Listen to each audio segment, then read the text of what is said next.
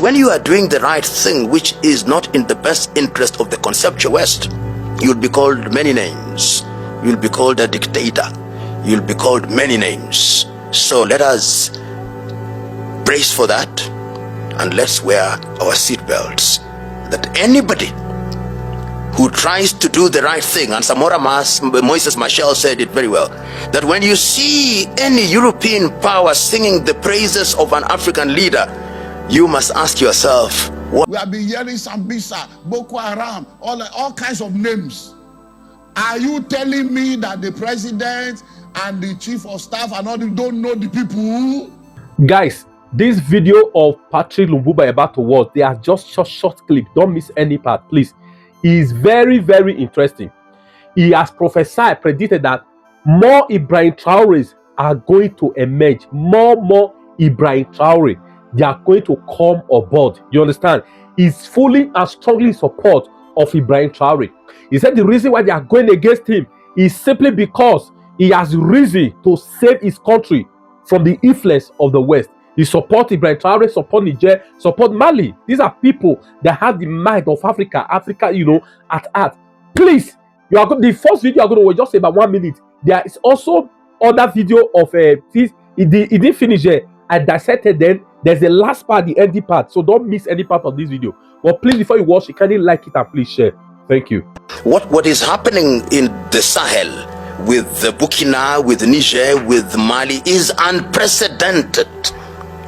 We have young people who have gotten into power through extraordinary means, which are understandable. And they are saying that our resources must now be used for the benefit of our people. And that is the way to go. This is the kind of thing that we want to see done. Of course, when you are doing the right thing, which is not in the best interest of the conceptual West, you'll be called many names. You'll be called a dictator. You'll be called many names. So let us brace for that, and let's wear our seatbelts. That anybody who tries to do the right thing, and Samora Moises Machel said it very well, that when you see any European power singing the praises of an African leader, you must ask yourself what that leader is doing against his or her people. Killing, Zamfara, Northern, all manner of killing. We have been hearing Sambisa, Boko Haram, all kinds of names. Are you telling me that the president and the chief of staff and all don't know the people? Are you telling me? I can tell you by inside information that they know. They know who the troublers are. Did President Jonathan not come out and tell us that Boko Haram has infiltrated his own government? Did President Jonathan not say that? Have we not seen how that the security people, all the people that are killing people, by the time they arrest some of them, the gun and the things they are using is from our armory? They are killing our police, killing our soldier. And when soldiers come out and say they are not paying us salary, we don't have weapons, they will sack them, they will court-martial them. Hey! There was a country. Patrick Lumbuba of Kenya has said it all. He has said it all. The reason the West goes after, or particularly the reason why they are against Ibrahim Trore or any African leader they call dictator, is simply because he's not doing their bid. He's not doing their bid. If he was doing their bid, they would turn a blind eye. Since we don't have dictator, Nigeria is not the... Okay, they call these military men that find their way to power to help their nation, they call them dictator. How about the one that their so-called democracy brought to us? You understand? Like in Nigeria, what do we have? It's not a dictator. It's a dictator.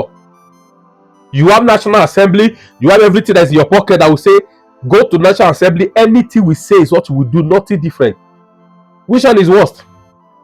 Which one is worst? Because even the military, they are even better because they have their own people in mind. They have their country in mind. They want to save. But this one that come, this democratic dictator, they came, to serve the interest of the West. Like Patrick Lumbuba just said, he said anytime you see the West singing the praise of any African leader, just ask yourself, what is that leader doing against his people? Because that's the only thing they celebrate. Please, if you know you didn't watch the video I posted, the last two videos I posted before this one, make sure you watch it. It unveils, it reveals details, of the Tinubu agenda with the West and also plan for 2027. Please, make sure you go and watch the video, the last two videos I posted before this. That he said that many of Ibrahim Trore are going to emerge to save their country. And this really gladdens my heart. I'm going to leave you with the last video. Also, couple with, before I show you the last video, couple with what this man of God just said. All these terrorists, whatever, Boko Haram, and they say they don't know them. Soldiers have come to accuse them. Like Esma, he said, Chief of Defense Staff. And you say you don't know this guy. They know them. So if they know them, the question you should ask yourself, if they know these terror guys, right? Terrorist guys, their sponsors and the rest, why are they not apprehending them? Why is that when they arrest them, they release them? Why is that when they arrest their boys, they refurbish them? Why? The last question I want to ask before we watch this last video. What is that thing that Peter Obi said that he had meeting? They call him, some powerful nation call him to hold a meeting. And they say, you say I should do this against my nation. He refused. That's why they are not supporting Peter Obi. What was that thing they told Peter Obi? That's the question we should be asking ourselves. Please, this last video, so watch it to the end. Make sure you like it and please share. Don't miss any part. I've asked the question which has not been answered to date. That how can 10 to 15 white men sit on a table and make an agreement which 54 presidents and leaders cannot undo? What is it that such a small group of united Europeans can take a ruler and cut your continent to pieces?